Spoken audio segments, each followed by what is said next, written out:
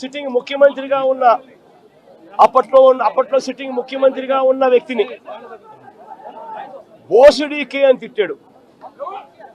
బోసుడీకే అంటే ఏమిటో తెలుసా? తెలుగుదేశం పార్టీ కార్యాలయంలో తెలుగుదేశం పార్టీ అధికార ప్రతినిధి ముఖ్యమంత్రిని ఆ రోజు అన్న మాట అని.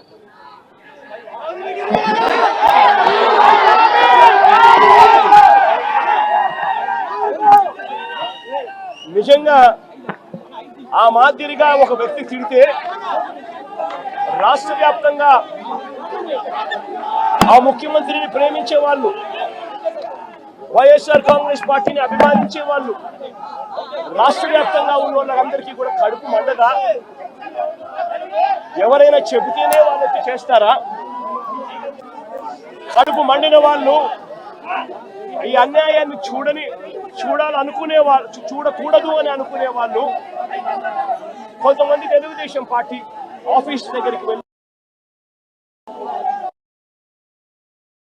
అటువైపు నుండి తెలుగుదేశం పార్టీ వాళ్ళు తప్పు చేసిందే కాక ధర్నా చేయడానికి వచ్చిన వాళ్ళ మీద దాడి చేయడానికి కూడా ప్రయత్నం చేశారు. ఆ దాడి జరిగిన పరిస్థితుల్లో, ఆ తోపులాటలో, ఆ తొక్కిసలాటలో తెలుగుదేశం పార్టీ ఆఫీస్ మీద కొద్దో గొప్ప రాళ్ళు పడిండొచ్చు.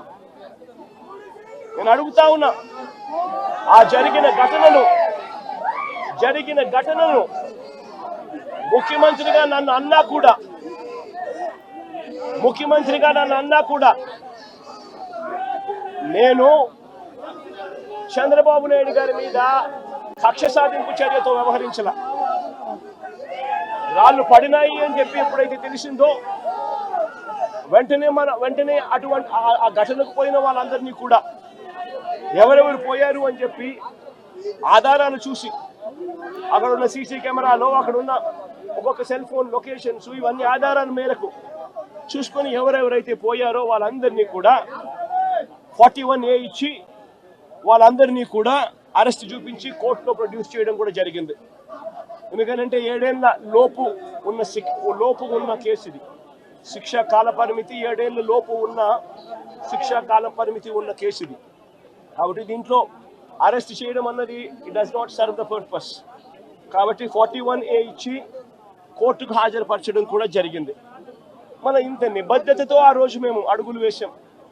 ఇంత నిబద్ధతతో ఆ రోజు నిబద్ధతతో అడుగులు వేసి వాళ్ళందరినీ కూడా హాజరుపరిచి 41A కింద వాళ్ళందరికీ కూడా నోటీసులు ఇచ్చి వాళ్ళందరినీ కూడా కోర్టు ప్రొడ్యూస్ చేశారు.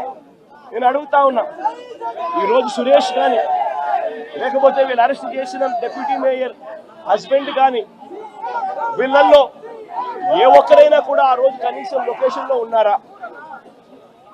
వీళ్ళ సెల్ ఫోన్లు ఎక్కడున్నాయో ట్యాగ్ చేస్తే తెలీదా? తెలుగుదేశం పార్టీ ఆఫీసులో సీసీ కెమెరాలు ఉండవా? ఆ సీసీ కెమెరాల ఫుటేజ్ చూస్తే తెలీదా? మరి అలాంటప్పుడు వీళ్ళెవరూ లేనప్పుడు 4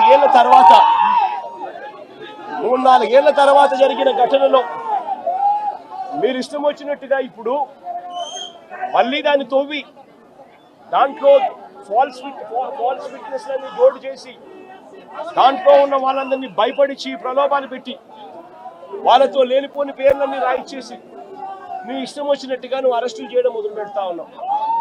రాష్ట్ర వ్యాప్తంగా కూడా ఇదే జరుగుతూ ఉంది. ఈ ఒక్క కేసే కాదు, ఇదే మాదిరిగానే రాష్ట్ర వ్యాప్తంగా కూడా జరుగుతూ ఉన్నాయి.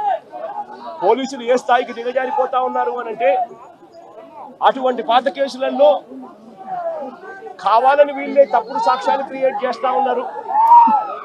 విట్నెస్లను వీళ్ళే బెదిరించి, వీళ్ళే ప్రలోభ పెట్టి, వీళ్ళే తప్పుడు పేర్లు ఇరికిచ్చి, వీళ్ళే కేసుల్లోకి తీసుకొచ్చే కార్యక్రమం చేస్తా ఉన్నారు. నేను అడుగుతా ఉన్నది ఒకటి, ఒక తప్పుడు సాంప్రదాయానికి మీరు నాంది పలుకుతా ఉన్నారు. ఇదే గన కొనసాగితే నేను చెప్తా ఉన్నా, మీ ప్రభుత్వం ఎల్లకాలం ఉండదు.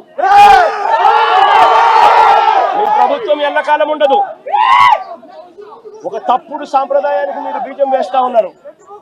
ఇదే తప్పుడు సాంప్రదాయం ఒక సునామీ అవుతుంది. రేపొద్దున మీ నాయకులందరికీ కూడా ఇదే గతి పడుతుంది. ఇదే జైల్లోనే మీరంతా కూడా ఉంటారు. ఇది కూడా గమనించుకోండి చెప్తా ఉన్నా. ఒక తప్పుడు సాంప్రదాయానికి మీరు నాంది పలుకుతా ఉన్నారు, ఒక తప్పుడు పద్ధతికి మీరు నాంది పలుకుతా ఉన్నారు. మార్పు తెచ్చుకోకపోతే మాత్రం రెడ్ బుక్లు మీరు ఒక్కరే పెట్టుకుంటారని చెప్పి మీరు అనుకుంటున్నారేమో. రెడ్ బుక్ పెట్టుకోవడం అన్నది చాలా సులభమైన పని.